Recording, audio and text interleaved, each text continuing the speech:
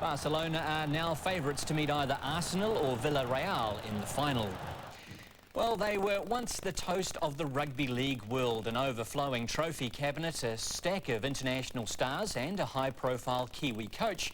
But now Super League club Wigan is a shadow of its former self, and relegation is a real possibility. You get the feeling that Wigan are simply delaying the inevitable. But it wasn't like that in Graham Lowe's day, when the league legend coached Wigan nearly 2 decades ago. It gets you in the heart. That's what Wigan does. Lowe remembers a time when the club was simply untouchable. Ellery Hanley, is this going to be the try supreme? He's going for the line, he's got the pass, and he's over! I think they've lost their passion, or a lot of the passion. I certainly think they've lowered the expectations of the club. Contrast the league team's demise with the rise of the Wigan Soccer Club, both owned by Dave Whelan. Is there a link between the contrasting fortunes? I suppose the focus and all the money's been drained out of the league and maybe put in those other areas. Former All Black Frano Bottica signed for Wigan in 1990, just before Graham Lowe quit the club. Bottica all the way for Wigan!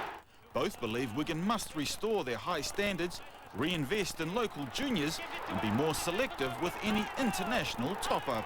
They'd probably need to just get some big signings, you know, some good Aussie players, 2 or 3 of them, and not guys who are at the end of their career, but guys who can still foot it. But Wigan will need to find a new coach first. Great Britain mentor Brian Noble is tipped to become their 10th coach in as many years. And while the clock ticks on his decision, the challenge of winding it back grows even greater. Tuipuloa, Evan Charlton, 1 News. And finally in sport, some good news. Troy Flavel's shoulder problem is not as bad as first feared. The Blues' Lucy is expected to be out for up to 6 weeks, so he should be available for the All Blacks international program. It's pending form, of course, Simon. Could be just what the ABs need, though, Wayne. Exactly. Thank you very much. Let's have a look at the share market now, where profit-taking and a resurgent dollar were the major drivers. The top 50 index closing down 22 points on turnover of $120 million. Among the market leaders, Telecom gave up 5 cents, Fletcher Building 21 and Contact Energy 10. Ongoing concern over new tax rules on foreign investments saw Guinness Peat fall 6 cents, while Sky City was a winner, up 3. And as equities stumbled, attractive interest rates have seen the dollar climb 0.5%, more than 0.5% now against the greenback and the Aussie. Those are live figures ahead of next week's official cash rate review.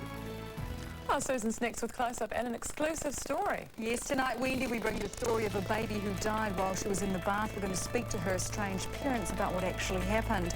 Plus, why are boys struggling more and more at school, and what will be the downstream effects for society? I'll see you in just a few minutes. After the break, though, Karen has the weather and says it could be a foggy start for some places tomorrow.